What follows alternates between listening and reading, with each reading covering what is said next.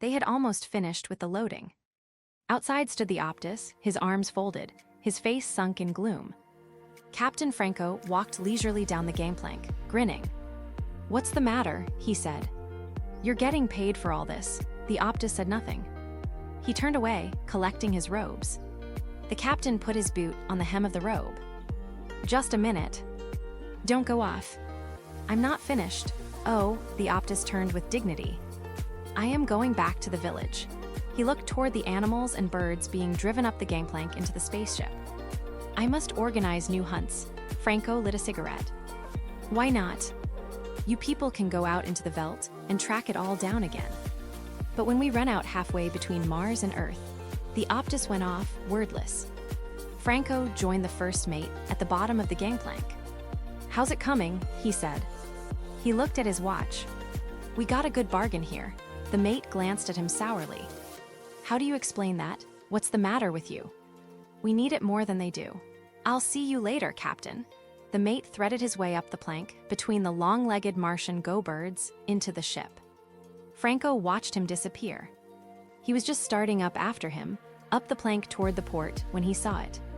"My God!" He stood staring, his hands on his hips.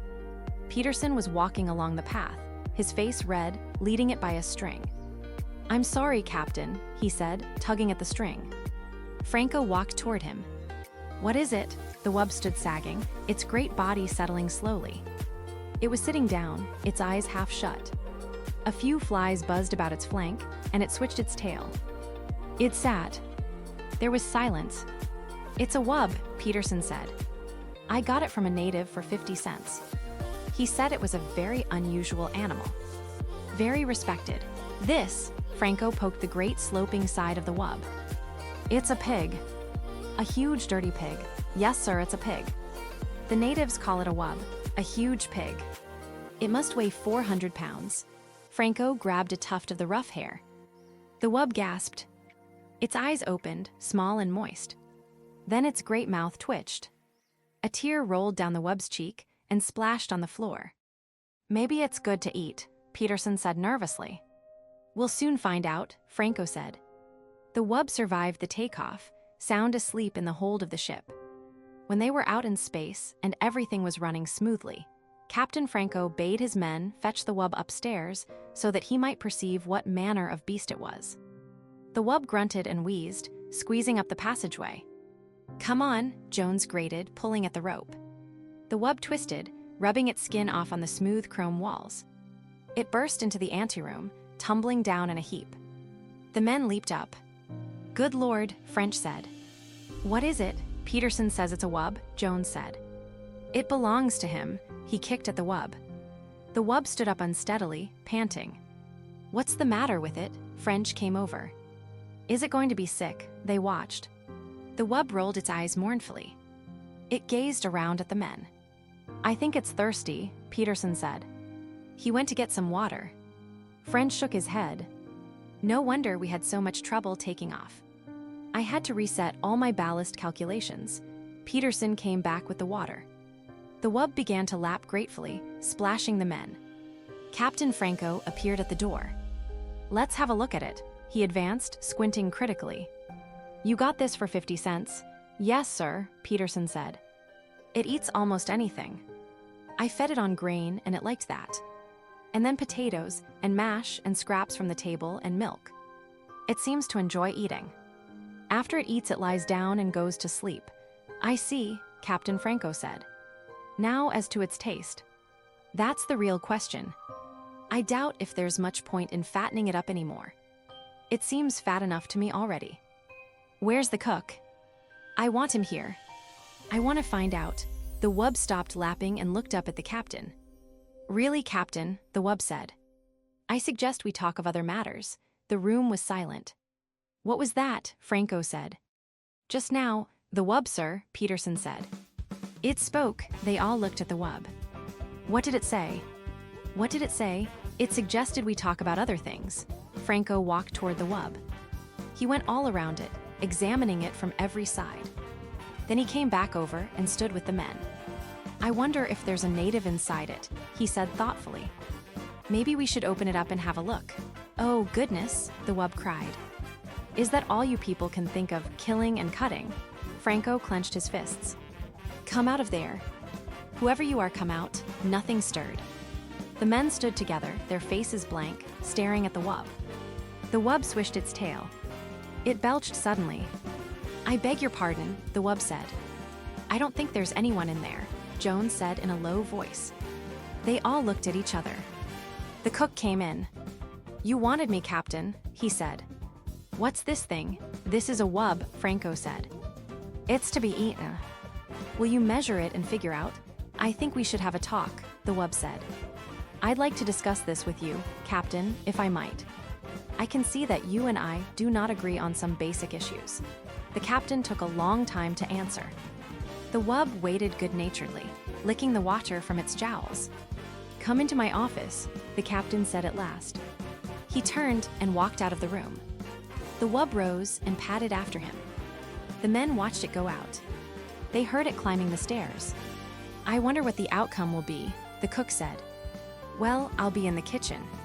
Let me know as soon as you hear. Sure, Jones said. Sure, the wub eased itself down in the corner with a sigh. You must forgive me, it said. I'm afraid I'm addicted to various forms of relaxation. When one is as large as I, the captain nodded impatiently. He sat down at his desk and folded his hands. All right, he said. Let's get started. You're a wub. Is that correct? The wub shrugged. I suppose so. That's what they call us, the natives, I mean. We have our own term, and you speak English. You've been in contact with Earthmen before? No, then how do you do it? Speak English. Am I speaking English? I'm not conscious of speaking anything in particular. I examined your mind, my mind. I studied the contents, especially the semantic warehouse as I refer to it. I see, the captain said. Telepathy. Of course, we are a very old race, the wub said. Very old and very ponderous. It is difficult for us to move around. You can appreciate that anything so slow and heavy would be at the mercy of more agile forms of life. There was no use in our relying on physical defenses. How could we win? Too heavy to run, too soft to fight, too good-natured to hunt for game. How do you live? Plants. Vegetables. We can eat almost anything. We're very Catholic. Tolerant, eclectic Catholic. We live and let live. That's how we've gotten along. The wub eyed the captain. And that's why I so violently objected to this business about having me boiled. I could see the image in your mind, most of me in the frozen food locker, some of me in the kettle, a bit for your pet cat. So you read minds, the captain said. How interesting. Anything else? I mean, what else can you do along those lines? A few odds and ends, the wub said absently, staring around the room. A nice apartment you have here, Captain. You keep it quite neat. I respect life forms that are tidy. Some Martian birds are quite tidy. They throw things out of their nests and sweep them. Indeed, the captain nodded. But to get back to the problem, quite so. You spoke of dining on me. The taste, I am told, is good. A little fatty, but tender. But how can any lasting contact be established between your people and mine if you resort to such barbaric attitudes? Eat me. Rather you should discuss questions with me, philosophy, the arts. The captain stood up. Philosophy. It might interest you to know that we will be hard put to find something to eat for the next month. An unfortunate spoilage, I know, the wub nodded. But wouldn't it be more in accord with your principles of democracy if we all drew straws, or something along that line? After all, democracy is to protect the minority from just such infringements. Now, if each of us casts one vote, the captain walked to the door. Nuts to you, he said. He opened the door. He opened his mouth. He stood frozen, his mouth wide, his eyes staring, his fingers still on the knob. The wub watched him. Presently it padded out of the room, edging past the captain. It went down the hall, deep in meditation. The room was quiet. So you see, the wub said, we have a common myth. Your mind contains many familiar myth symbols. Ishtar, Odysseus. Peterson sat silently, staring at the floor. He shifted in his chair. Go on, he said. Please go on. I find in your Odysseus a figure common to the mythology of most self-conscious races. As I interpret it, Odysseus wanders as an individual, aware of himself as such. This is the idea of separation from family and country. The process of individuation. But Odysseus returns to his home. Peterson looked out the port window, at the stars, endless stars, burning intently in the empty universe. Finally he goes home, as must all creatures. The moment of separation is a temporary period, a brief journey of the soul. It begins, it ends. The wanderer returns to land and race. The door opened. The wub stopped, turning its great head. Captain Franco came into the room, the men behind him. They hesitated at the door. "Are you all right?" French said. "Do you mean me?" Peterson said, surprised. "Why me?" Franco lowered his gun. "Come over here," he said to Peterson. "Get up and come here." There was silence. "Go ahead," the wub said. "It doesn't matter." Peterson stood up. "What for?" "It's an order." Peterson walked to the door. French caught his arm. "What's going on?" Peterson wrenched loose. "What's the matter with you?" Captain Franco moved toward the wub. The wub looked up from where it lay in the corner, pressed against the wall. "It is interesting," the wub said, "that you are obsessed with the idea of eating me." "I wonder why." "Get up," Franco said. "If you wish." The wub rose, grunting. "Be patient." "It is difficult for me." It stood, gasping, its tongue lolling foolishly. "Shoot it now," French said. "For God's sake," Peterson exclaimed. Jones turned to him quickly, his eyes gray with fear. You didn't see him, like a statue, standing there, his mouth open. If we hadn't come down, he'd still be there. Who? The captain. Peterson stared around. But he's all right now. They looked at the wub, standing in the middle of the room, its great chest rising and falling. "Come on," Franco said. Out of the way, the men pulled aside toward the door. "You are quite afraid, aren't you?" the wub said. "Have I done anything to you?" "I am against the idea of hurting. All I have done is try to protect myself. Can you expect me to rush eagerly to my death? I am a sensible being like yourselves. I was curious to see your ship, learn about you. I suggested to the native." The gun jerked. "See," Franco said. "I thought so." The wub settled down, panting. It put its paw out, pulling its tail around it. "It is very warm," the wub said. "I understand that we are close to the jets. Atomic power. You have done many wonderful things with it, technically. Apparently, your scientific hierarchy is not equipped to solve moral, ethical." Franco turned to the men, crowding behind him, wide-eyed, silent. "I'll do it." "You can watch," French nodded. "Try to hit the brain. It's no good for eating. Don't hit the chest.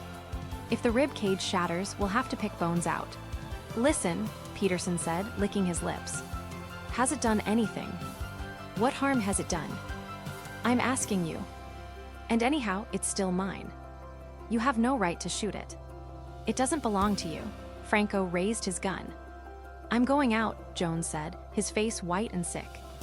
"I don't want to see it." "Me too," French said. The men straggled out, murmuring. Peterson lingered at the door. "It was talking to me about myths," he said. "It wouldn't hurt anyone." He went outside. Franco walked toward the wub. The wub looked up slowly. It swallowed. "A very foolish thing," it said. "I am sorry that you want to do it. There was a parable that your savior related." It stopped, staring at the gun. "Can you look me in the eye and do it?" the wub said. "Can you do that?" The captain gazed down. "I can look you in the eye," he said. "Back on the farm we had hogs, dirty razorback hogs. I can do it." Staring down at the wub, into the gleaming, moist eyes, he pressed the trigger. The taste was excellent. They sat glumly around the table, some of them hardly eating at all. The only one who seemed to be enjoying himself was Captain Franco. "More," he said, looking around. "More. And some wine, perhaps." "Not me," French said. "I think I'll go back to the chart room." "Me too." Jones stood up, pushing his chair back. "I'll see you later." The captain watched them go. Some of the others excused themselves. "What do you suppose the matter is?" the captain said. He turned to Peterson.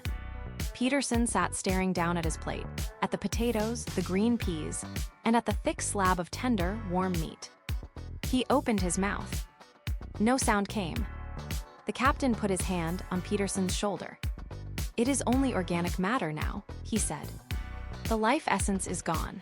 He ate, spooning up the gravy with some bread. "I myself love to eat. It is one of the greatest things that a living creature can enjoy." Eating, resting, meditation, discussing things. Peterson nodded. 2 more men got up and went out. The captain drank some water and sighed. "Well," he said, "I must say that this was a very enjoyable meal. All the reports I had heard were quite true, the taste of wub. Very fine. But I was prevented from enjoying this pleasure in times past." He dabbed at his lips with his napkin and leaned back in his chair. Peterson stared dejectedly at the table. The captain watched him intently. He leaned over. "Come, come," he said. "Cheer up. Let's discuss things." He smiled. "As I was saying before I was interrupted, the role of Odysseus in the myths."